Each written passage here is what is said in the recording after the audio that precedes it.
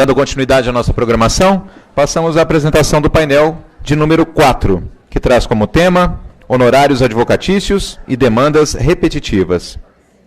Para tanto, convidamos ao palco, para presidir este painel, a doutora Carolina Lousada Petrarca.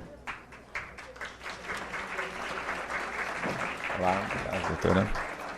Devidamente acompanhada dos expositores, doutora Estefânia Viveiros,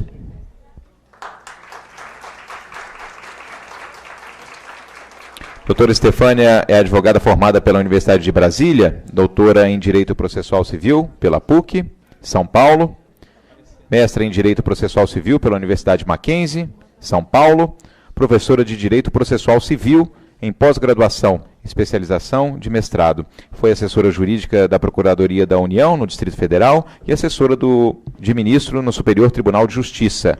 Membro da Academia de Letras Jurídicas do Rio Grande do Norte, Alejur, membro do Instituto Brasileiro de Direito Processual, IBEP, membro do Instituto dos Advogados do Distrito Federal, membro da Associação Brasileira das Mulheres de Carreira Jurídica, primeira mulher e a mais jovem presidente da Ordem dos Advogados do Brasil, seccional do Distrito Federal, em 2004 a 2006 e 2007 a 2009. Ex-presidente da Comissão Especial de Estudo do Anteprojeto do Novo Código de Processo Civil, do Conselho Federal da OAB, 2013 e 2016. Presidente da Comissão Especial de Análise da Regulamentação do Novo Código de Processo Civil, do Conselho Federal da OAB. Autora do livro Os Limites do Juiz para a Correção do Erro Material e de diversos artigos jurídicos. Convido também ao palco o Dr. Rafael Vasconcelos. Ele que é mestre pela UFPE, procurador da Fazenda Nacional, especialista pela PUC, Minas Gerais, professor de Direito Processual Civil em cursos de pós-graduação. Tem a palavra a presidente deste painel, doutora Carolina Petrarca. Muito boa tarde a todos. Agradeço imensamente a minha eterna professora Estefânia Viveiros, aqui conosco, e meu amigo e colega de conselho, Rafael Vasconcelos. Comunico a vocês que a gente acabou de fazer ali um negócio processual. Assistimos a aula do professor Fred e aprendemos. Então, faremos aqui uma modalidade um pouquinho diferente e faremos um diálogo mesmo. Então, a professora Estefânia vai explanar sobre honorários e o professor Rafael vai fazer o contraponto. E faremos assim também em relação às demandas repetitivas. Então, invertemos um pouco, porque o Código de Processo Civil nos permite, a gente homologou ali e faremos isso aqui dessa forma. Com a palavra. Bem, boa tarde a todos. Boa tarde a todos. Registro enorme satisfação de estar aqui neste momento, juntamente com dois grandes colegas advogados, a professora Carolina Petrarca, o professor Rafael, amigos todos do Distrito Federal, e, sobretudo, num momento importante. Né? Acho que é esse aqui. Acho que, ok? Acho que sim, né? Agora é melhor, né? Então, eu vou recomeçar. Agradecer mais uma vez por esse momento, estar aqui, da minha satisfação de compartilhar esse diálogo de processo civil com dois advogados, colegas meus, a professora Carolina Petrarca, o professor Rafael, e, sobretudo, dividir esse momento muito especial falando de dois assuntos, que o primeiro assunto, honorários advocatícios, e o outro assunto, o incidente de...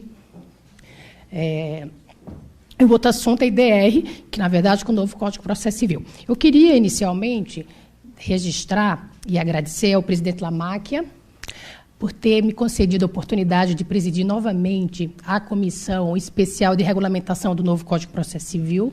E tão logo eu recebi esse convite, eu, de imediato, já disse de que seria muito mais fácil ser presidente do novo Código de Processo, da regulamentação do novo Código de Processo Civil, onde nós tivemos a tramitação no Congresso Nacional, do que, na verdade, da implementação e da regulamentação do CPC. Por quê?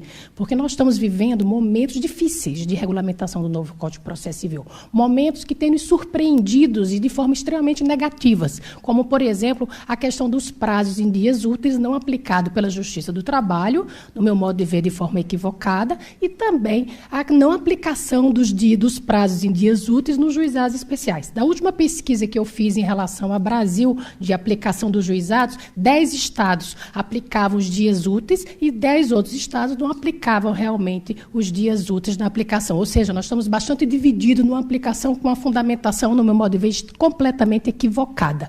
Né? Ou seja, até porque existe a subsidiariedade do CPC com relação à CLT e, sobretudo, também nos procedimentos especiais. Então, por isso que eu falo que o momento que nós estamos vivendo de regulamentação é um momento de surpresas e decepções. Até porque o novo Código de Processo Civil, ele trouxe inúmeros princípios constitucionais, aplicáveis de forma concreta no novo Código de Processo Civil, seja a razoabilidade da duração do processo, a efetividade, contraditório. E o que nós estamos vendo na prática é uma aplicação conforme a Constituição por parte de muitos magistrados. Por exemplo, eu tive casos concretos aqui no Distrito Federal que alguns magistrados renunciaram, na verdade, o direito da obrigatoriedade da audiência de conciliação, considerando que só teria agenda para 2017 e, com isso, violaria o princípio da economia processual, da razoabilidade da duração do processo.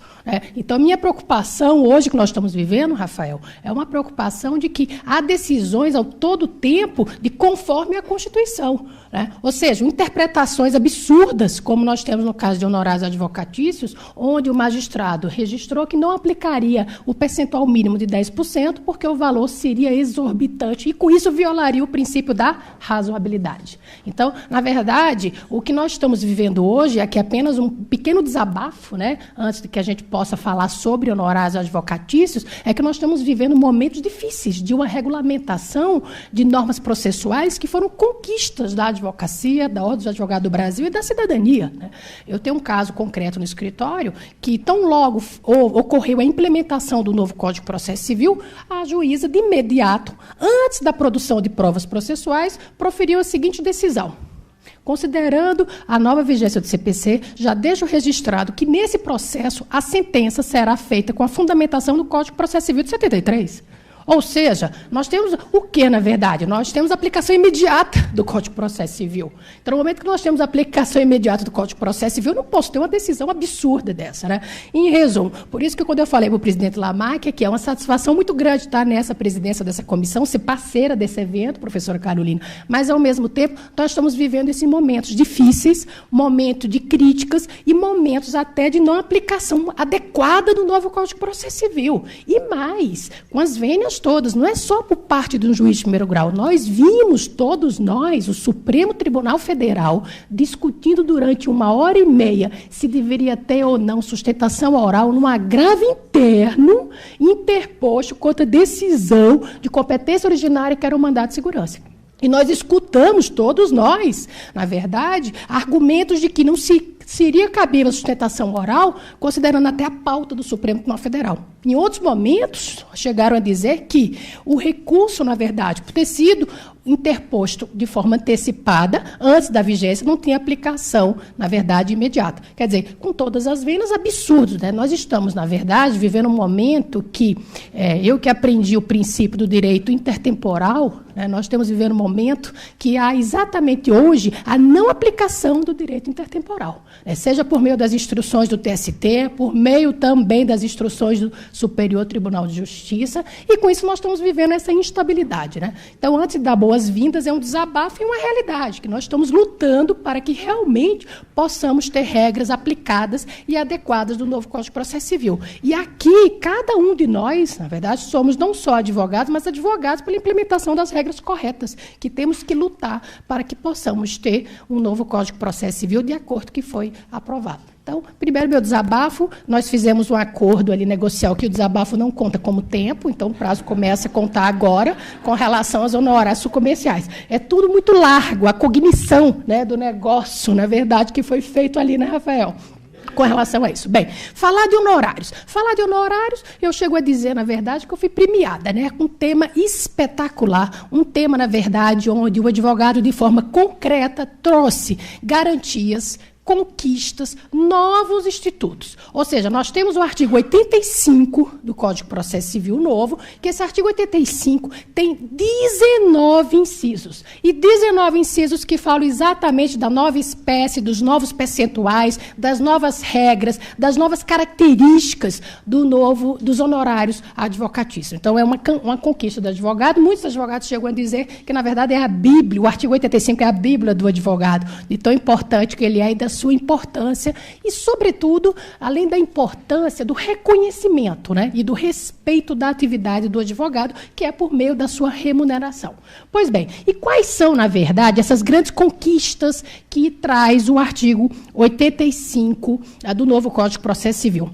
A primeira grande conquista é o reconhecimento do caráter alimentar dos honorários advocatícios. Está lá no parágrafo 14 que, por meio de lei, que os honorários têm caráter alimentar. E alguém pode ter dito, mas, Estefânia, a Corte Especial do STJ já reconheceu o caráter alimentar dos honorários. É verdade, mas a importância de constar na lei, para deixar de forma clara exatamente essa garantia do caráter alimentar dos honorários advocatícios. E a primeira pergunta que se tem é, bem, qual é a vantagem de os honorários terem caráter alimentar? A maior vantagem que nós temos é exatamente que aí vai gozar os honorários seriam, na verdade, créditos de natureza alimentícia que gozam de preferência. Então, esse seria, na verdade, o primeiro passo. O segundo passo seria exatamente a impenhorabilidade dos honorários advocatícios. Então, essa foi uma grande conquista e o reconhecimento que consta no artigo 85 do novo Código de Processo Civil. Como também nós temos a súmula 144 ainda em vigor do STJ, que fala que os créditos de natureza alimentícia gozam de preferência, desvinculando os precatórios de ordem cronológica dos créditos de natureza diversa. Então, uma grande conquista também com relação aos honorários advocatícios. Qual seria uma outra inovação dos honorários advocatícios? É exatamente a possibilidade, quer dizer, a vedação da compensação dos honorários advocatícios. Isso aqui é uma grande vitória para a advocacia, que está previsto no artigo 85, parágrafo 14, que veda a compensação dos honorários advocatícios no caso de sucumbência recíproca, ou seja, e aqui só explicando se tiver algum estudante de direito aqui especificamente. Vamos imaginar que você ajuiza uma ação e formula 2 pedidos. Ao formular 2 pedidos, você ganha um e perde outro. Com isso, eu tenho uma sucumbência recíproca. Consequentemente, o magistrado pode auferir, ao final, uma condenação de honorários de, por exemplo, 50% de honorários para o autor, 50% de honorários para o réu.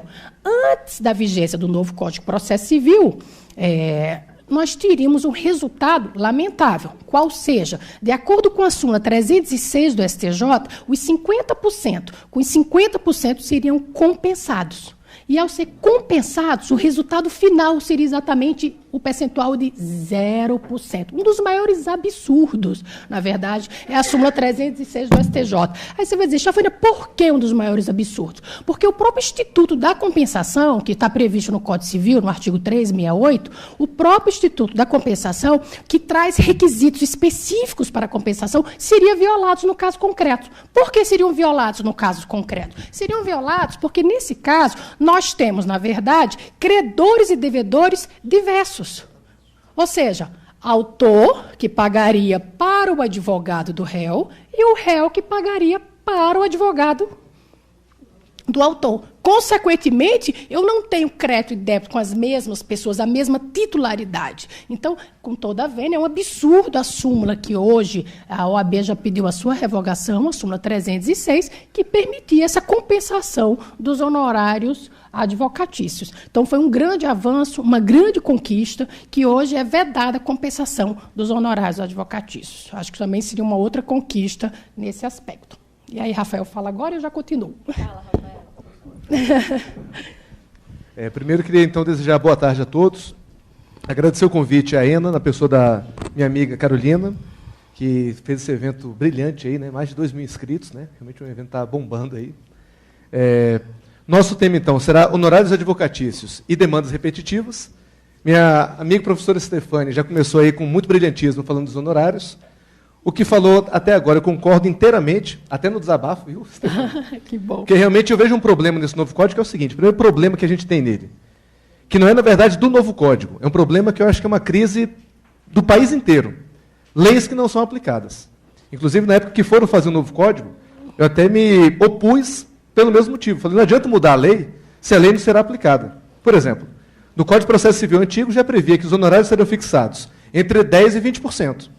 Como esse limite não era aplicado, os juízes relativizavam esses limites, no novo Código estabeleceram novos limites, agora de maneira objetiva, inclusive no artigo 85, parágrafo 6º, dizendo, esses limites são obrigatórios, não falo com essas palavras, mas a ideia é essa. E já vemos na prática que não estão aplicando o artigo novamente. Quer dizer, um artigo que já existia, uma regra que já havia no Código anterior, não era aplicada, no Código novo, continua sem ser aplicada. Então, me parece que o problema é menos de lei, do conteúdo da lei como um todo, e mais de aplicabilidade da lei existente. A OAB, inclusive, a OAB aqui do Distrito Federal, juntamente com a OAB Federal, fizeram uma atuação junto à Justiça Federal da primeira instância, semana passada, sexta-feira, dia 1º de julho, porque numa causa em que o valor da causa era de R$243 mil, a juíza fixou honorários em R$2 mil, ofendendo o artigo 85 do novo Código. E aqui no DF, isso. E aí, o ABDF, juntamente com a OAB Federal, né, foi o Lamarck, junto com o Juliano Costa Couto, foram na juíza para explanar a importância e a preocupação com a não aplicação do novo Código. Então, já percebemos que a OAB vai ter muito trabalho nos próximos anos para conseguir aplicar uma lei que prevê várias normas objetivas que não são aplicáveis. Nisso, eu acredito que é uma culpa do Poder Judiciário, eu acredito que aqui a maioria é advogado, a gente acusa com muita facilidade o Judiciário de não aplicar a lei, mas há também vamos dizer assim, um certo consentimento dos juristas como um todo em enfraquecer um pouco a legislação e fortalecer um pouco mais o Poder Judiciário. Eu lembro que isso é um movimento que vem acontecendo nos últimos 20 anos, em que o Judiciário vem praticando algumas, vamos dizer assim, arbitrariedades, e quando é para o bem, as pessoas concordam. Quando é para o mal, aí discordam. Então, quando o Supremo mesmo proferiu algumas decisões de acordo com o sentimento popular, mas contrário à Constituição, muita gente foi bater palma, Facebook, rede social, apoiou o ministro e tal, fez tudo. Quando profere decisões contrárias ao nosso interesse, aí a gente quer que aplique a Constituição, quer que aplique a lei, aí não pode, uma arbitrariedade, etc. Então, a meu ver, a lei e a Constituição têm a sua aplicabilidade. Ou se aplica ou não. Não dá para você querer aplicar quando você... E não aplicar quando... Aliás, aplicar quando você perde o jogo e não aplicar quando você ganha o jogo. E parece que isso é um problema que existe na prática, que, na minha expectativa, vai demorar pelo menos uns 10, 15 anos para conseguir aplicar o código da forma que ele é previsto. E um problema que há também nesse código é o seguinte, no seu próprio artigo 8º, para mim é o artigo mais preocupante, não sei se vocês tiveram tempo já de ler esse artigo 8º do novo código, foi um artigo que me preocupa demais. Fiz até uma atuação do Senado Federal e na Câmara para poder frear um pouco mais esse artigo.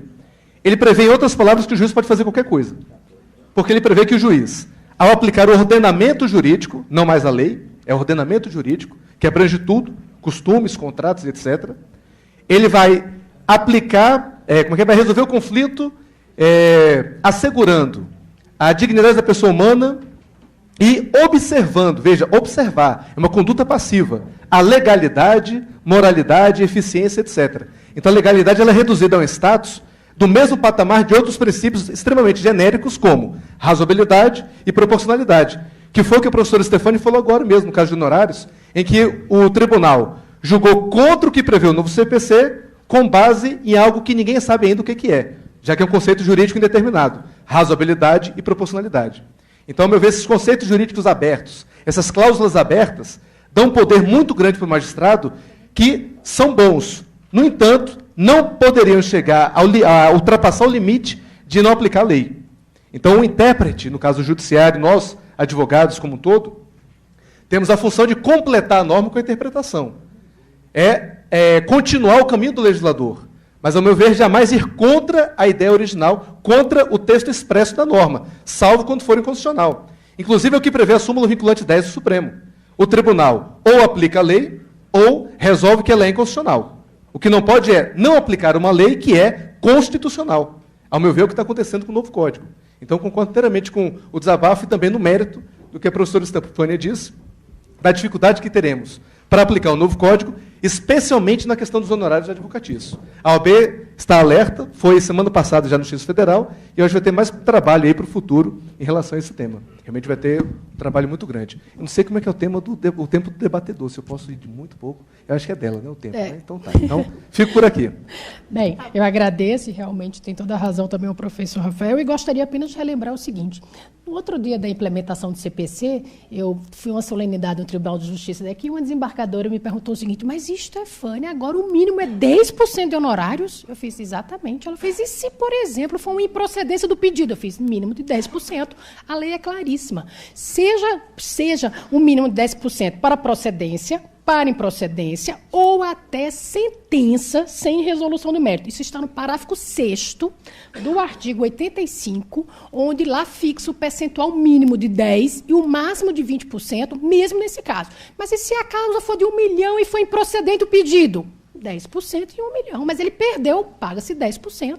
E se, na verdade, a parte foi ilegítima? 10%. Ou seja, a responsabilidade do advogado cresceu, no sentido de fazer uma análise de viabilidade no ajuizamento das ações. Porque o novo Código de Processo Civil está muito claro com relação ao percentual mínimo que se deve aplicar. E foi uma correção. E detalhe, o Código de Processo Civil também diz que é 10% sobre o valor envolvido da causa.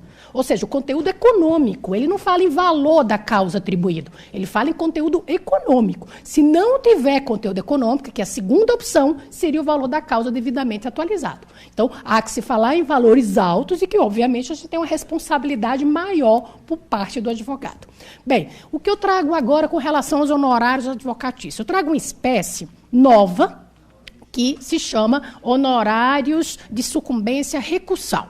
Ou seja, o novo Código de Processo Civil criou uma modalidade de honorários. E eu vou chamar a atenção para esses honorários, até porque eu tive a oportunidade no Congresso Nacional de representar o AB para que realmente saísse ao final essa redação do parágrafo 11 do artigo 85 do Código de Processo Civil. Como é um instituto novo, permito-me, então, a falar quais são os requisitos para aplicação dos honorários de sucumbência recursal. Depois dos requisitos, eu passo, então, a falar um pouquinho de uma questão que está sendo muito discutida em todo o Brasil, que é a questão do direito intertemporal. Em outras palavras, a grande discussão hoje é os honorários de sucumbência recursal, que é uma nova modalidade do CPC, tem aplicação imediata?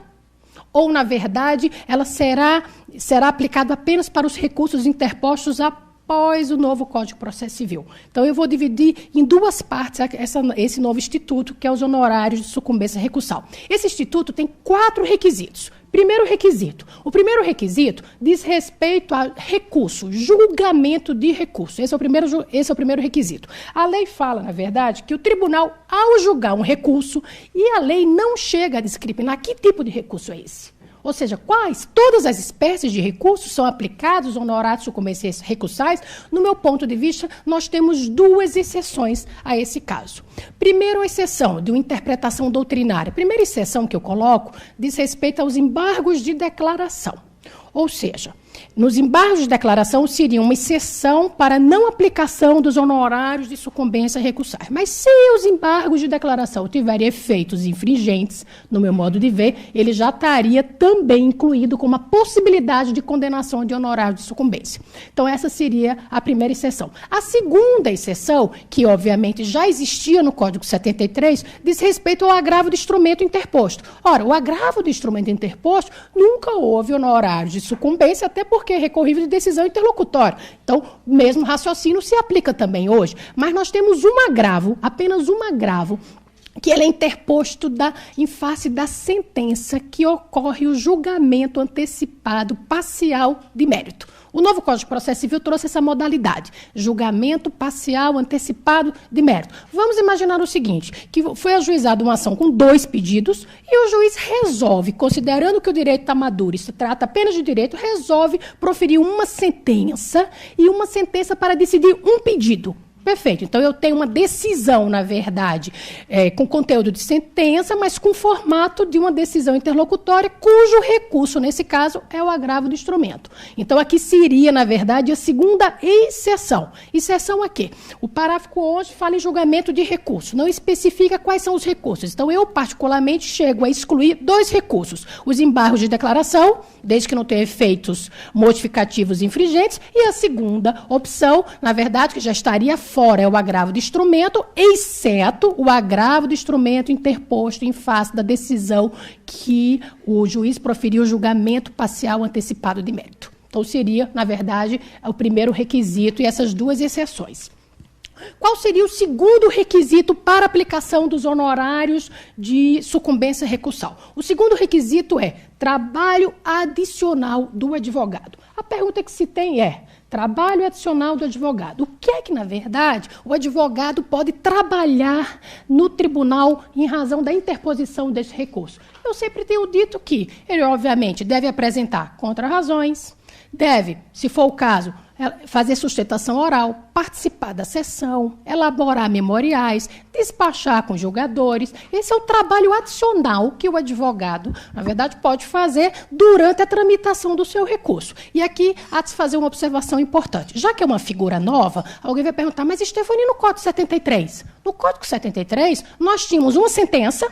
Essa sentença teria um percentual de honorários advocatícios e esse percentual ele era equivalente para todo o seu trabalho. Processo de conhecimento e futuros recursos e, obviamente, recursos até o Supremo Tribunal Federal. Então, na verdade, o Código 73 existia tão somente uma fixação de honorários, que era considerado da petição inicial à prolação da sentença. O processo cognitivo, que, de fato, é a fase maior de todo esse processo. Então, com o novo Código de Processo Civil, nós teremos uma possibilidade de majorar esses honorários, que se chamam honorários recursais, e o segundo requisito é, desde que ocorra um trabalho adicional do advogado.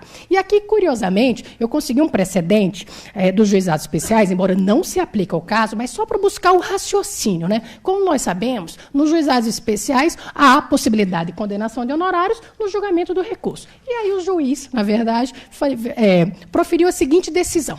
Considerando que o advogado não apresentou contrarrazões, não participou da sessão do julgamento e também não fez sustentação oral, deixo de atribuir 0% ou deixo de atribuir honorários nesse caso. Observe, o juiz dos juizados especiais ele não tinha uma legislação adequada para não aplicar. Até porque lá não se diz a depender do trabalho comprovado do advogado, de forma alguma. Aqui, sem dúvida, um dos requisitos é o trabalho adicional do advogado. Então, eu apenas peguei o raciocínio da ausência do trabalho do advogado para dar como exemplo nesse caso. Terceiro requisito. O terceiro requisito é exatamente um percentual máximo de 20%. E aqui eu já escutei inúmeras críticas. Por quê? Porque, na verdade, o Senado colocou um percentual mais elevado, que era um percentual do sonho nosso, né, desnormal, o que a gente queria, na verdade, um CPC, obviamente, muito mais, com muitas mais garantias. Então, no Senado, haveria uma previsão de 25%. Perfeito. E aí que eu gostaria de abrir aqui um parênteses, professora Carolina, para contar um pouquinho dos bastidores nessa minha participação no Congresso Nacional, nesse caso, que existe uma curiosidade muito grande. Foram mais ou menos 8 ou 10 horas, onde o relator do CPC fez uma reunião, e nessa reunião era uma reunião para um acordo para a redação final deste artigo 85, parágrafo 11. Obviamente que, na época, era o presidente Marcos Vinícius, ele me pediu para eu ir, representando a OAB, e falou, Stefânia, não saia de lá sem os honorários de sucumbência recursal. Eu fiz, presidente, vou fazer de tudo, qualquer coisa eu ligo. Para o senhor, obviamente, a OAB vai lutar até o final por essa criação. Perfeito. Chego eu na reunião, estavam presentes, primeiro, ministro da AGU, segundo, Casa Civil, e terceiro, OAB. Então, éramos, na verdade, nós três instituições, né? Com outros, estava também a ASP, com outros advogados ali presentes, e, de imediato, foi perguntado ao ministro da AGU, na ocasião, se ele estava favorável aos honorários de sucumbência recursáveis. E ele fez, olha, eu fiz um levantamento do impacto financeiro que isso dará para os casos da União, para a União, e, na verdade, nós somos contrários. Na verdade, viemos aqui falar sobre a exclusão dos honorários de sucumbência recursal. Vamos agora falar sobre a Casa Civil. Casa Civil, qual é a sua opinião também sobre os honorários? Olha, nós viemos aqui para dizer que nós somos contrários ao percentual do 25%, a criação, na verdade. Nós somos contrários à criação dos honorários de sucumbência recursais. Perfeito. E a OAB? Eu fiz a OAB, veio aqui para registrar que não abre mão dos honorários de sucumbência recursais e que, na verdade, vamos lutar até o final. E aí o relator falou o seguinte: vocês cheguem a um acordo. Eu fiz bem, um acordo de 2-1, e na ocasião vamos fazer o seguinte, vamos lembrar aquele tempo político, né? Vamos ali para 2 anos, aí, 1 ano e meio atrás, e vamos imaginar que o governo tinha uma liderança de PT e PMDB na Câmara dos Deputados, que era impossível, na verdade, ganharmos, né? Essa era a grande verdade. E ele falou o seguinte: olha, vocês têm que fazer um acordo. E 1 hora, 2 horas, 3 horas, e o relator voltava, que, aliás, independentemente de partido, mas a gente tem que fazer aqui uma homenagem para o deputado Paulo Teixeira, que realmente é um grande habilidoso para acordos e da forma como realmente conduziu o processo civil. E 3, 4 horas, e ele perguntava: chegaram a algum acordo? Eu fiz: deputado, nenhum. E a gente, na verdade, conversava de vários assuntos. Por quê, ora? Ele não queria, o outro não, a gente nem chegava a conversar. Estava 2-1, o impasse estava feito e não tinha acordo. Na verdade, não tinha como se acordar. A OAB não abria mão, o presidente me ligou, o Stefano contou as coisas. Eu falei: presidente, está 2-1. Não tem possibilidade nenhuma aqui, continue firme e forte. Não, estou aqui realmente lutando para isso. E a União, isso tem que realmente registrar. A União fez um trabalho fantástico, levantou todas as ações do Brasil e realmente mostrou o impacto financeiro do que seriam os honorários sucumbenciais recursais. Então, estava comprovado tecnicamente. Então, além de comprovado tecnicamente, tinha a questão política, né? E aí ficamos. Ou seja, essa reunião começou de manhã, 3, 4 da tarde, o relator, o deputado voltou e disse: e aí, como vocês andam? O ministro da AGU tem outros compromissos, deixou o vice, e eu continuei lá também, nós 3. Eu fiz: olha, na verdade está um impasse muito grande, relator, estamos 2-1 e não tem possibilidade de acordo. Enfim, olha, nós não vamos sair daqui hoje sem esse acordo. Tá certo, então não temos horário. Perfeito, e lá ficamos. Foram 8, 10 horas. 8, 10 horas eu no Congresso Nacional, um cansaço. E realmente a gente conversou sobre vários assuntos, político, tudo. Não tinha mais como, menos o CPC, porque a gente não chegava a um acordo, né?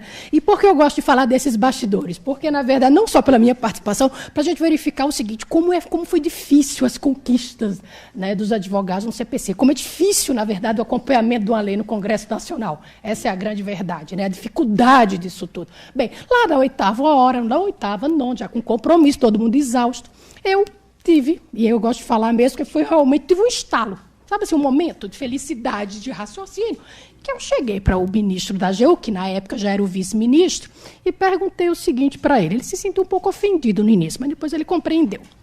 Eu falei o seguinte: você combina... Era o Fernando, que é o vice-ministro da AGU. Fernando, você combina, na verdade, com o juiz de primeiro grau o percentual que você vai receber nas suas causas? Que é isso, Stefane? Que pergunta desagradável. Não, eu preciso saber. Imagina, afinal. Então, todas as causas você não combina jamais o percentual. Você é surpreendido como nós também somos. Nós trabalhamos e aguardamos um percentual. Fez exatamente. Perfeito. Então, esses cálculos que o senhor trouxe diz respeito aos 25%.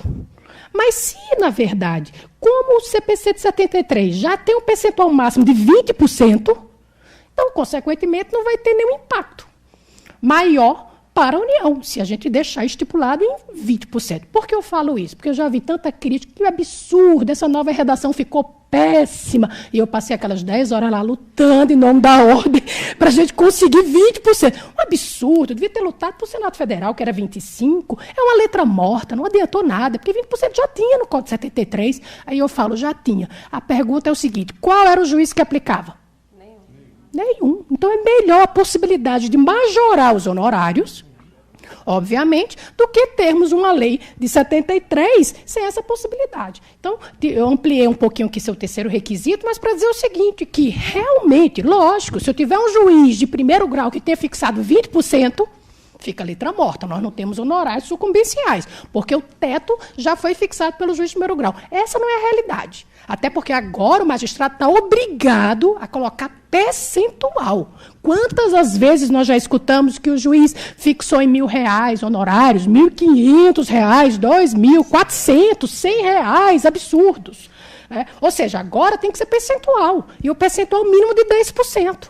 Então, nós temos 10%, obviamente, por exemplo, fixado numa sentença. No recurso de apelação, se tiver uma vitória, o tribunal pode fixar em 12%, em 15%. Depois, no outros embargos de declaração, vamos dizer, mas embargo de declaração não dá, mas assim, num agravo, deixa eu verificar, num agravo, uma decisão monocrática, num agravo retido, outra vitória, pode puxar para 15%, 16%, o STJ 17% e o Supremo 20%. Perfeito. Posso também ter em primeiro grau 20%, limite máximo. Posso ter uma sentença com um percentual de 10% e posso ter no Tribunal de Justiça um percentual de 20%. Então, esse é o terceiro requisito. Né? Na verdade, era o nosso sonho, os 25%. Na verdade, ficamos com 20%, mas com uma figura nova que permite majorar os honorários advocatícios. Com certeza, uma grande conquista para a advocacia. E quarto e último requisito, que eu só tenho 2 minutos, e quarto e último requisito diz respeito ao seguinte: fase de conhecimento. Ou seja, honorários sucumbenciais recursais deve ser aplicado tão somente na fase do processo de conhecimento cognitivo. Com isso, eu estou tirando execução, estou tirando liquidação, outras fases do processo. Então, esses seriam os 4 requisitos para que, de fato, eu possa ter a aplicação dos honorários sucumbenciais recursais. Como me restam 2 minutos, eu vou falar do direito intertemporal. Né? Ou seja, um tema super hoje, bastante complicado, mas que realmente a pergunta que se tem é, bem, se os honorários sucumbenciais recursais é uma nova modalidade com código novo, a pergunta é, a sua aplicação é imediata ou a sua aplicação ficará restrito aos recursos interpostos após o novo código? Essa é a pergunta. E aí, para essa pergunta, essa resposta ela já serve não só para os honorários sucumbenciais recursais, mas também já serve para os honorários contra a Fazenda Pública. Perfeito? Por quê? Porque o novo Código de Processo Civil também alterou os honorários contra a Fazenda Pública. E lá eu tenho uma tabela progressiva e uma tabela cumulativa. Então, a pergunta que muitos estão fazendo é, e com relação aos honorários contra a Fazenda, a aplicação também é imediata ou não? Bem, eu gostaria já de antecipar que o tema está super divergente. E dizer logo que o ministro Fux, né, que foi o presidente no Congresso Nacional desta comissão, né, no Senado e de toda dessa comissão do novo Código de Processo Civil, já se pronunciou dizendo que os honorários sucumbenciais recursais só têm aplicação para o recurso interposto na época do novo Código de Processo Civil. Então, eu já estou... Não é o que eu estou defendendo e que vou defender aqui de forma talvez um pouco ousada, mas vou defender aqui sobre 2 aspectos. Primeiro, eu acho que com relação ao mesmo processualmente, falando em razão de alguns princípios. E segundo, eu como presidente da Comissão de Regulamentação do CPC, mesmo se eu não concordasse, eu teria que defender que a aplicação também era imediata diante dessa grande conquista que nós temos. Mas eu estou convencida também processualmente, sabendo de uma maior dificuldade que o ministro Fux falou o seguinte, bem, mas se o recurso for interposto antes, eu vou ter a surpresa. E tendo a surpresa, na verdade, eu não teria que ter uma aplicação dessa lei. Perfeito, né? Surpresa, no meu ponto de vista, pode ser princípio de uma forma não, mas não é uma forma de regulamentar o direito intertemporal. Primeiro ponto. Bem, para falar de direito intertemporal em 2 minutos, vamos relembrar 2 princípios básicos. Primeiro, teoria do isolamento, mas eu vou terminar em 3 minutinhos. Teoria do isolamento dos atos processuais. Teoria do isolamento dos atos processuais. Isso é importantíssimo. No processo civil, nós temos a teoria do isolamento dos atos processuais. Ora, uma coisa é a prolação da sentença, outra coisa é a interposição do recurso. Então, lógico, se eu tenho uma sentença prolatada, obviamente com o Código 73 e a outra com o novo código, eu tenho que isolar os atos para verificar se aplica ou não se aplica o novo Código de Processo Civil. Segundo, princípio da irretroatividade da lei, que é do artigo 6º do Código Civil. Bem, porque, na verdade, eu considero que tem uma aplicação imediata? 4 fundamentos. Primeiro fundamento, honorários advocatícios não é pena, não é sanção, é remuneração do advogado. Primeiro ponto, nem é pena, nem é sanção, é remuneração do advogado. Perfeito. Segundo requisito, não há direito adquirido para o regime de honorários advocatícios. Também não há. Terceiro, a lei ela foi criada, o novo Código de Processo Civil foi criado sempre com o objetivo de melhorar a prática do ato processual. Sempre. Quarto, um ato processual é um recurso, o outro é o julgamento. No parágrafo 11 do artigo 85, fala no dia do julgamento do recurso. Perfeito. Quinto, a lei do tempo, o que regula a lei do tempo é o julgamento, e não da interposição do recurso. Porque se eu tenho isolamento dos atos processuais, uma coisa eu interpor o recurso, outra coisa é o julgamento do recurso. Tanto é verdade que o agravo do instrumento que tem a nova sustentação oral, os agravos interpostos com o Código 73, eu tenho aplicação imediata, que é procedimental. De imediato eu tenho sustentação oral. Aí você vai dizer, mas Stefânia Honorares é procedimento, não é procedimento, você já tinha, não é uma criação nova. E quem interpôs antes? Analise seu recurso. Se for para perder, desista. Desista. Desculpa dizer isso, desista. Mas Stefânia, eu tenho 1000 recursos. Aos poucos, até o dia do julgamento, vão ser pautadas e analise essa parte. Por quê? Porque aqui eu gostaria de afirmar o seguinte, que a relação advogado-cliente, ela foi alterada. Todos nós precisamos rever o nosso contrato de honorários com o cliente. Por quê? Porque eu preciso de autorização para interpor recurso. Porque no momento que eu vou ter a possibilidade do aumento de honorários, da majoração de honorários advocatícios, então, consequentemente, eu preciso de autorização do cliente. Ou então você coloque no seu contrato de honorários que a interposição ela já está sendo, a vitória na derrota, ela já está sendo autorizada desde imediato. Ou em cada ato que possa, de fato, aumentar os honorários, que você tenha autorização expressa do cliente. Fundamental. Bem, e aí a pergunta que se tem é a seguinte: o que é que eu tenho contra para não aplicação? Eu tenho contra o elemento surpresa. O que é que eu tenho favorável? Esses 5 requisitos. Então, eu, na verdade, concluo aqui no sentido de que, no meu ponto de vista, com esses argumentos, com o isolamento dos atos processuais, considerando que os honorários já tinham essa previsão, esses requisitos, que nós temos que buscar essa aplicação imediata dos honorários sucumbenciais recursais nos processos até que foram em andamento no Código 73. Bem, e concluindo, Stefânia, e com relação ao novo percentual da Fazenda Pública? Mais fácil de se responder, muito mais fácil. Não já existiam os honorários? Já. Só houve alteração de quê? Do percentual, do critério. Então, na verdade, a resposta aí a divergência é mínima, no sentido de que, de fato, pode ter uma aplicação imediata dos honorários contra a Fazenda Pública. E eu termino com o último argumento. É porque meus 3 minutos passaram, né, professora Carolina? Há muito tempo. Há muito tempo. Então, só um precedente do STJ, me permite só passar isso aqui, um precedente do STJ. E eu termino para dizer o seguinte, que existe vários precedentes do STJ, que vou até ler um, de tão perfeito que ele é. Aspas. A emenda. A fixação dos honorários advocatícios rege-se pela lei vigente ao tempo em que foi prolatada a sentença que o impõe. Ou seja, o STJ já decidiu que, na verdade, com relação ao direito intertemporal, o que vale é exatamente da prolação da sentença. Então, ele vai um pouquinho lá. E lá nós temos aqui relatoria do ministro Teori, do ministro Fux. Que números são esses? Obviamente, são números um pouquinho mais antigos, de recurso especial, até em razão da alteração da lei, lógico. Mas eu tenho aqui o 685-201, eu tenho 727, anotem, 265, a gente tem que lutar por essa aplicação. Né? Vai dizer, Stefânia, depende do lado que a gente tiver, né? 443837.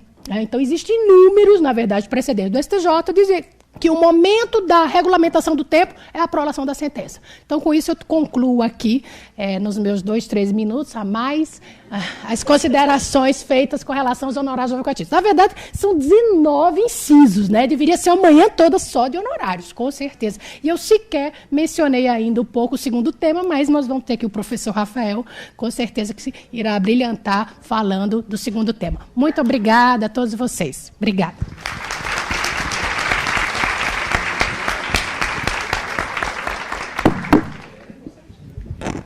Por favor, Rafael.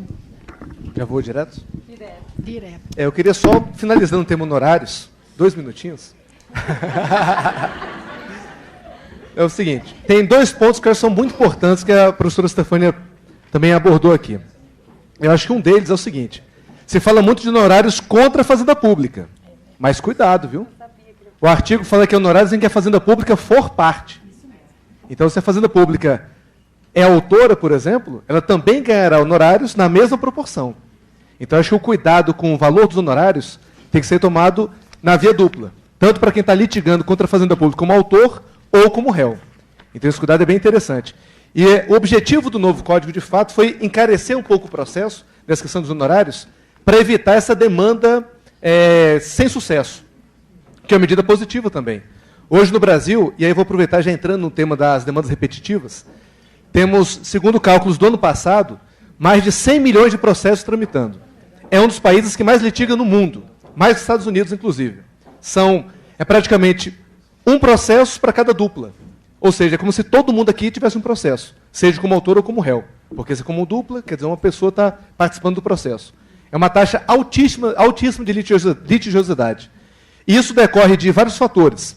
Um deles são os planos econômicos, principalmente ali do começo da década de 80, e também a Constituição Federal, em que ela deu um grande amparo à Defensoria Pública, Ministério Público, e com isso houve um avalanche de ações, uma enxurrada de ações, que agora o Poder Judiciário está praticamente paralisado com esse volume excessivo de processos. E o tema das demandas repetitivas vem exatamente para enfrentar isso. Então vamos lá. O desafio hoje, qual que é? Excessivo número de processos. Causa desse problema, principalmente planos econômicos, década de 80, e Constituição Federal, onde houve uma reorganização das atividades auxiliares à Justiça, Defensoria Pública, MP, maior cidadania, maior nível cultural, etc. Isso resultou nessa explosão de processos, que é o resultado atual de 100 milhões de processos. Para resolver isso, o novo CPC assume o desafio de enfrentar esse problema. O que ele faz? Lança, então, no artigo 928, uma consolidação de institutos, um novo e um já existente, que é o famoso IRDR, Incidente de Resolução de Demandas Repetitivas, e julgamentos de RESP e RE repetitivos. Então, tivemos aí 2 institutos que se consolidam sob a terminologia julgamento de casos repetitivos. Então, esse gênero abrange 2 espécies. 1, IRDR, Incidente de Resolução de Demandas Repetitivas. 2, RESP e RE repetitivos. O IRDR, segundo o professor Fred Didier, que esteve aqui hoje de manhã com vocês, ele entende que é aplicável apenas aos tribunais ordinários, apenas a TJ, TRF. Não seria aplicável o Instituto aos tribunais superiores, nem ao Supremo. Ele entende que, no caso aqui do civil, o STJ e o Supremo devem aplicar a sistemática dos recursos repetitivos, enquanto que as instâncias ordinárias devem aplicar o incidente de resolução de demandas repetitivas, que, vamos dizer assim, seria uma atualização do... Ixi, deu branco agora, do artigo 476, como é que é o nome mesmo? Do Código Antigo, já estou esquecendo o Código Antigo. Uniformização de jurisprudência, isso. Olha só, ficando velho mesmo, viu? Olha só.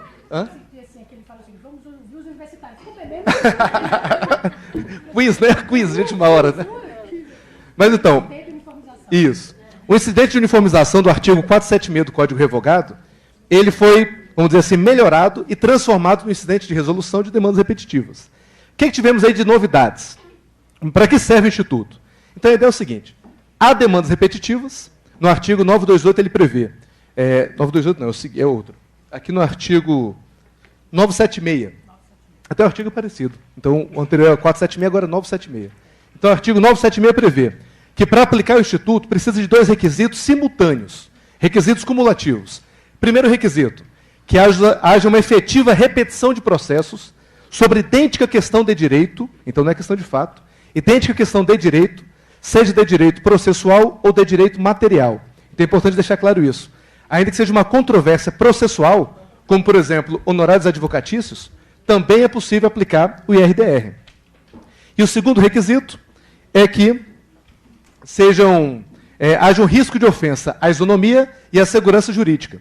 Então, quer dizer, se um juiz, por exemplo, aplica honorários abaixo do limite legal, ele está ofendendo a isonomia e a segurança jurídica em relação a outros casos em que se aplica o novo CPC. Então, seria um caso típico de aplicar o IRDR, fazendo aqui um diálogo com a questão dos honorários. É um tema processual que também vai caber ao Instituto. Nesse Instituto, ele tem uma legitimidade ampla. Então, o juiz de ofício pode provocar o tribunal, o MP ou a Defensoria Pública também poderão provocar, e é interessante que não estava tão pacífico na época que elaboraram o novo código, mas conseguiram incluir esse inciso lá, a parte também pelo seu advogado. Então, uma ideia de que a parte, a partir de um caso concreto, ela interfira na consolidação de um precedente junto ao tribunal ordinário, que vai ter uma eficácia vinculante a outros casos. Então, nesse caso aqui da Justiça Federal, aqui no DF, por exemplo, não estou lembrado qual vara foi, mas é possível provocar o IRDR junto ao TRF para pacificar o entendimento, aplica ou não o novo código, e com isso ter uma eficácia vinculante a todas as varas daqui do TRF da primeira região. Caso a primeira instância ou o próprio tribunal não aplique o precedente, vai ser cabível reclamação. Então é interessante essa possibilidade da reclamação. Teremos aí, então, um precedente de ordem vinculante perante as instâncias submetidas àquele tribunal. Eu acho que é um instituto novo, bem interessante, que, num caso já apontado aqui, já seria possível utilizar esse instituto, tentando uniformizar o entendimento sobre aquilo. Aí vem a dúvida. Rafael, e se o TRF pacifica o entendimento para não aplicar o novo CPC? Que instrumento eu tenho para poder reformar essa decisão? Será cabível RESP ou RE, consequentemente para o STJ ou Supremo, respectivamente, e o Tribunal Superior STJ ou o Supremo, quando julgar o IRDR, vai ter a mesma força vinculante que o IRDR. Então é interessante que, caso perca, ainda vai caber recurso para o Supremo ou STJ, e a natureza desse julgamento vai ser a mesma do julgamento proferido no TRF, no quesito vinculação. Então estamos tramitando, é interessante essa ideia, do sistema de Common Law, tramitando cada vez mais para um sistema de Common Law. Então ele está sendo do Civil Law para o Common Law. É uma transição que estamos passando aí, que eu acho que nem vai ser uma transição completa, porque o que está ocorrendo no mundo aí, na questão do direito processual, não é uma transição de um lugar para o outro, mas uma certa harmonia entre os dois sistemas, de Common Law e Civil Law. Tanto que na Inglaterra, por exemplo, existe hoje um Código de Processo Civil. Então, se pensar que na Inglaterra tem um código, é uma coisa absurda, é como revogar o código daqui, por exemplo, e não ter mais código. Então, ele já tem, acho que desde 2002, se não me engano, é até antigo, mas já tem o CPC inglês, porque a tendência deles do Common Law foi de caminhar também para cá, para o Civil Law. Então, nessa transição, teremos alguns tipos de julgamento que terão eficácia vinculante contra todos, as instâncias inferiores deverão aplicar, e nisso se verifica a importância cada vez maior do precedente. Como advogados, não adianta mais a gente estar esperto apenas com o código, conhecer apenas o código. Mais do que nunca, com esse novo código, devemos conhecer também, principalmente, a jurisprudência. E também uma responsabilidade maior de que o seu caso pode ser um daqueles pinçados para poder firmar uma jurisprudência, para firmar um precedente. Então, mais do que nunca, exige do advogado um preparo maior ainda para atuar nessas causas de firmar, consolidar uma jurisprudência. Então, o IRDR ele veio para poder resolver esse problema do excesso de processo. Uma crítica ou reflexão que eu trago sobre isso. Nesse estudo de 2015, tem alguns dados em que desses 100 milhões de processos, 90% tramitam na primeira instância. 90% primeira instância. E dos 90% da primeira instância, metade é processo de conhecimento, e veja que importante esse dado, hein? Metade execução, hein? Então, quer dizer, o caos está onde? Primeira instância, porque 90% dos processos lá tramitam. E desse caos, metade é processo de conhecimento, onde o IRDR vai ter uma importância interessante, mas metade não é resolvido pelo IRDR, porque é execução, salvo na questão processual, mas na questão de mérito, como não há discussão, o processo tramita. E o novo código ele traz poucos instrumentos para enfrentar esse problema da execução. A meu ver, ele até piora a execução, porque ele tem um perfil de proteger ainda mais o devedor e tornar a execução menos efetiva. Com isso, acho que esses 50% de processos que estão paralisados, não paralisados, mas que estão com um andamento atrasado na primeira instância, eu acho que esse quadro vai tender a piorar com o novo código. Eu acho que ele vai melhorar, por um lado, no processo de conhecimento, com o IRDR, mas piorar na parte de execução. Então, foi um problema resolvido pela metade. Outro dado importante, que também provoca uma reflexão, é que, desse número de processos que tramitam, existe uma estatística por matéria. Qual que é a matéria em discussão? E da matéria é o seguinte, 36,3% é direito civil. E aqui eu não estou computando consumidor, tá? Se for contar consumidor, é mais quase 9%. Quer dizer, vai para 45%. Então, quer dizer, vamos colocar consumidor, então, como direito civil, entre aspas. Temos aí 45% direito civil, aonde a matéria fática é muito importante, na grande maioria dos casos, mais importante que a matéria jurídica. Ou seja, o IRDR também não vai poder contribuir tanto, já que ele uniformiza a questão de direito, mas não a questão de fato. Isso em comparação ao direito público. Direito público, abrangendo aqui, direito público, eles chamaram aqui na pesquisa, que eu não sei o que abrange direito, mas deve ser direito administrativo, constitucional, etc. Mas, tributário e previdenciário, Esses três juntos são responsáveis por 15% desses processos. Então, quer dizer, enquanto direito privado é 45%, direito público, 15%, onde vai ter um impacto maior do IRDR, porque são causas mais repetitivas na Justiça Federal, onde há essa aplicação maior do direito público. E aí, nesse ponto, a meu ver, de novo, o IRDR ele parece que erra o alvo. Porque quando ele prevê resolver causas repetitivas, é um importante instrumento. Mas o novo código, na questão de matéria repetitiva, ele parou por aí. RESP é repetitivo e RDR que também é matéria repetitiva. Mas a outra parte, o que não é repetitivo, o código não enfrentou. Então, na parte que é repetitiva, IRDR, RESP, RE, eu acho que foi uma boa sistemática, teremos bons avanços. Mas eu acho que foi uma boa mudança, um bom avanço, um pouco manco. Porque a outra metade do problema não foi enfrentada com o novo código, que são as matérias não repetitivas. Aí você pensa, tá, mas qual a solução para isso? A solução para isso é que a maioria dos países já estão fazendo há muitos anos. É instituir mecanismos de desjudicialização. É tirar um pouco o foco na inafastabilidade do acesso à justiça, que para nós é mais importante que o direito à vida, quase, né? Todo mundo tem que ter. É mais importante ter um processo na justiça que cuidar da sua vida. Né? Todo mundo tem que ter um processo.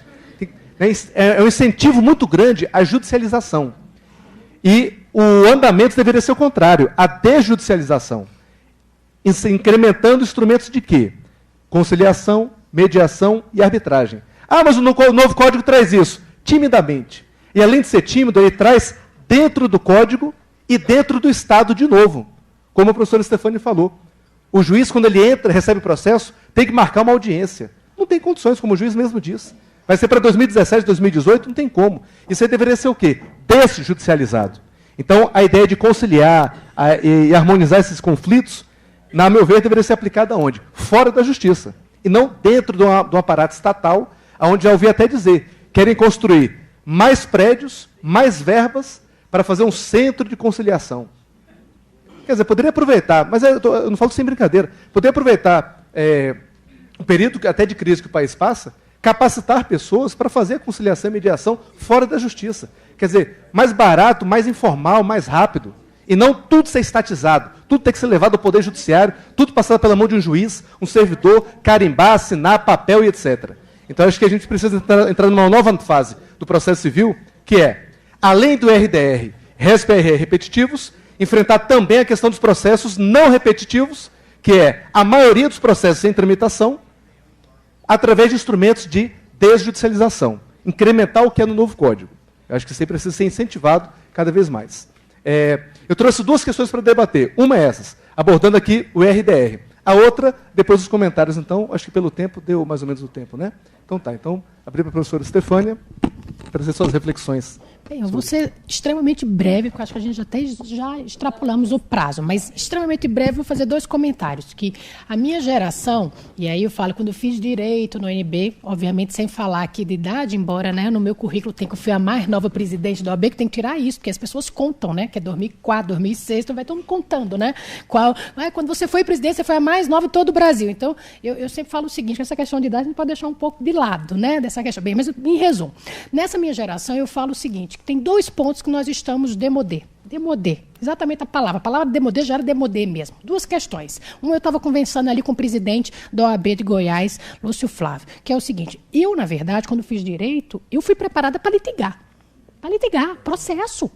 Então, quando a gente estava escutando aqui essa questão do negócio jurídico, na prática, a gente tem que mudar a mentalidade. É cultural. A mentalidade e a cultura, na verdade. No outro ponto, quando eu ainda fazia direito, por isso que eu estou falando, eu fui, na verdade, preparada na UNB para litigar. E o processo ser contencioso, de brigar. Quer dizer, é uma nova visão de formas alternativas de alteração de conflito. Né? E temos que partir para isso. A arbitragem, conciliar, negociação. Por quê? Porque eu vou ter, pelo menos, um direito resolvido de forma muito mais breve.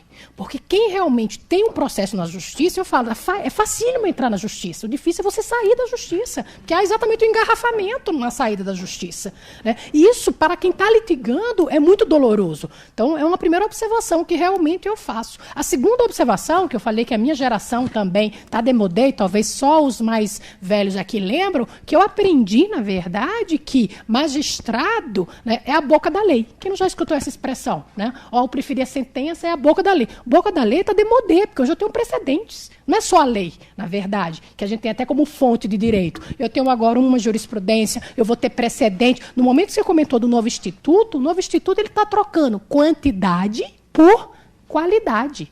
Esse novo instituto está trazendo isonomia para dizer o seguinte: vamos todos nós juntos perdermos juntos, do que ser um sistema lotérico de você ganhar ação porque está em Brasília ou porque eu estou lá em Natal, Rio Grande do Norte, eu perder o mesmo direito.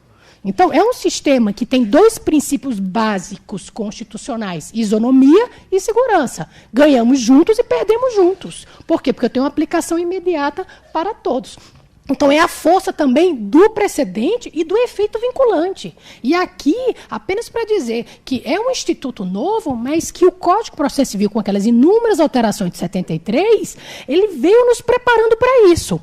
Por quê? Quando apareceu o 557, que falava jurisprudência dominante, foi um caos. Todo mundo criticou o que é jurisprudência dominante, como é que eu vou contar, como vou se aplicar. Ou seja, a força da jurisprudência, a força do precedente. Depois nós tivemos, na verdade, a própria súmula vinculante. Depois nós tivemos o próprio recurso especial repetitivo. Né? Quer dizer, o legislador foi nos preparando para que a gente chegasse a esse momento. Então, o que eu vejo, para concluir, que é uma mudança de metodologia que nós temos, e cultural mesmo, para que a gente possa enfrentar esses novos institutos previstos no novo Código de Processo Civil. Professora Carolina. Bom, eu gostaria de fazer várias perguntas, mas vou fazer as perguntas do público. A primeira é do Dr. Éric Vinícius, dirigida ao professor Rafael. O senhor acredita na superação da súmula 111 do STJ, em face do regramento específico do parágrafo 3º do artigo 85 do novo Código de Processo Civil, à luz do parágrafo 11? Isso aí tá... Só faltou citar a corte diária aqui, viu? Súmula 111 do STJ. Passou uma cola aqui para a gente. Tem a cola, né? Tem a cola. Os honorários advocatícios nas ações previdenciárias não incidem sobre as prestações vencidas após a sentença. Tá, a pergunta é se essa súmula foi revogada face aos novos parágrafos... 85, parágrafo 3º e parágrafo 11. Essa foi de surpresa, viu? Essa foi dos universitários ali. Tem uma colinha não aí? É uma súmula, e aqui eu acompanhei juntamente com o presidente Lamarck. O presidente Lamarck já solicitou o cancelamento de 10 súmulas do STJ que estão incompatíveis, na verdade, com o novo Código de Processo Civil. E como eu recordo das 10 súmulas, não está essa aqui, que é a súmula 111. Né? Na verdade, eu acho que a pergunta está relacionada ao seguinte, que o novo Código de Processo Civil fala que é o conteúdo. E a súmula faz uma distinção, né, das prestações vencidas e vincendas, é isso? É. E, na verdade, se tiver uma aplicação imediata no novo Código de Processo Civil como regra geral e é conteúdo econômico, eu não posso fazer uma distinção. Né? Eu acho que, na verdade, esse é o raciocínio. Então, no meu ponto de vista, aplicando a regra geral de honorários advocatícios, essa súmula estaria já superada também com relação aos honorários advocatícios. Eu acho que seria isso, professor Rafael. Concorda?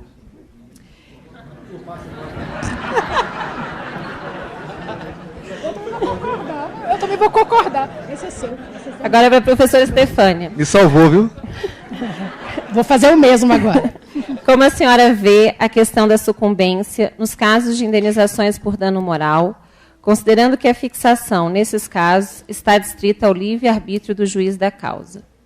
Veja que, efetivamente, não existe parâmetro para dizer se o valor arbitrado ou pedido, qualquer que seja, se mostra justo ou injusto, dada a subjetividade da aferição do dano e da fixação. Essa nova previsão de percentuais sobre a parte ganha ou perdida na causa não importará em causa obstaculizadora a busca da reparação desses danos? Alexandre Mendonça. Ótima pergunta, Alexandre. Excelente pergunta. Quase que eu estou lhe pedindo aqui ajuda. Na verdade, é o seguinte, porque o dano moral hoje vai ser fixado pelo magistrado. Agora, se vai ser justo ou injusto, a gente tem que acreditar na justiça. Se ele está fixando, é, na verdade, justo na visão dele. Eu não posso fazer também, Alexandre, já algumas considerações dizendo, mas será justo ou não será justo? O que nós faríamos com o Código 73? Nós chegamos a dar parâmetros objetivos, o dano, se o dano é de repercussão estadual, nacional, quais são as consequências. Tem alguns requisitos objetivos que possam, na verdade, caracterizar aquele dano moral. E, obviamente, que a jurisprudência, felizmente ou infelizmente, já tem parâmetros. O STJ já decidiu que, no caso de falecimento, era o máximo 150 salários mínimos. Quer dizer, existe já alguns parâmetros com relação à fixação dos honorários ou dos danos morais. Essa é a verdade com relação a se é justo ou injusto. Nós vivemos um momento, já chegamos, graças a Deus, não estamos vivendo mais, um momento da indústria de dano moral, que já está superada, porque a jurisprudência colocou os pontos nos is para os excessos. Essa é a verdade. O próprio STJ, tanto que o STJ superou a súmula 7 para os casos de exageros e fixações de danos morais. Superou, colocou como exclusão. Então, os parâmetros existem. Então, eu não gostaria de partir do pressuposto se é justo ou injusto. Quer dizer, vamos considerar como razoável que foi fixado pelo juiz de primeiro grau. Então, a partir daí, ele vai ter que colocar um percentual mínimo de 10%. Por quê? Porque essa pergunta foi muito interessante porque ela foge à regra geral. Porque o Código de Processo Civil novo, no artigo 85, ele fecha as hipóteses para que o juiz não tenha nenhuma hipótese de discricionariedade. Mas, nesse caso, eu não sei qual é o objeto do conteúdo que eu estou postulando, já que a fixação é feita pelo magistrado. Então, eu não tenho um valor inicial. Perfeito? Então, por isso, a pergunta se tornou mais interessante. Então, a gente vai aguardar a fixação pelo juiz de primeiro grau e aí eu tenho um percentual de 10% a 20%. Fábio? Também. Aí é aquela questão que eu li aqui. Se for improcedente. Se for improcedente, eu não tenho valor. A pergunta é o seguinte, melhorou a pergunta ainda mais. Se for improcedente o pedido, né, eu vejo o seguinte, se for improcedente, vai ter que fixar o que seria razoável pela jurisprudência naquele caso concreto que seria um dano.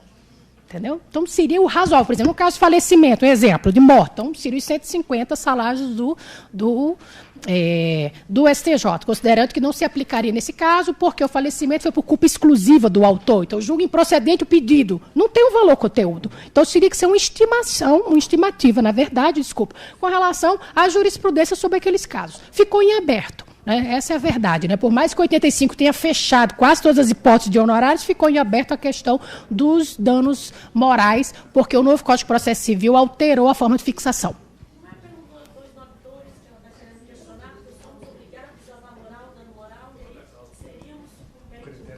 Sim, pelo valor da causa, né? Tá certo, Foi esse raciocínio, obrigada. Eu acho que eu não fui até aí nesse ponto. Nesse caso, como você tem que colocar... Obrigada. Nesse caso, como você tem que colocar o valor da causa, porque o novo código fala, primeiro, conteúdo econômico. Se você não tem, segunda opção, o valor da causa.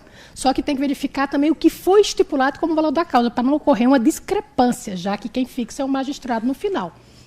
Então, seria o valor da causa ou o que seria razoável no caso de procedência, de improcedência na fixação. Jurisprudência. Perfeita a sua consideração. Eu acho que aqui no artigo 85, parágrafo 2º, talvez ele traga uma luz sobre isso. Ele fala o seguinte, honorários serão fixados entre o mínimo de 10% e o máximo de 20%, aí vem uma questão. Sobre o quê? Sobre o valor da condenação, no caso não houve, aí tem critérios alternativos. Do proveito econômico obtido, também não é o caso, ou não sendo possível mensurá-lo, sobre o valor atualizado da causa. E aí, a meu ver, eu concordo com a professora Stefânia, inclusive no caso de sentença sem mérito, eu acho que o critério é o mesmo. Porque, a meu ver, a intenção do código qual que é? É de reduzir a litigiosidade. Então, quem vai entrar com uma ação, pense bem. Tanto se ela tem viabilidade ou não, quanto o valor que vai ser atribuído ao proveito econômico e ao valor da causa. Eu acho que é uma responsabilidade, como você disse antes, maior do advogado. Que é uma nova realidade, né? Agradeço imensamente os palestrantes. Declaro encerrado o painel. Aproveito só para agradecer os funcionários da casa pelo apoio incondicional ao nosso evento, que está sendo brilhante. Como não voltarei à mesa aqui, registro o agradecimento da ENA em meu nome, em nome do nosso diretor Simonetti, de todo o Conselho Consultivo. Muito obrigada.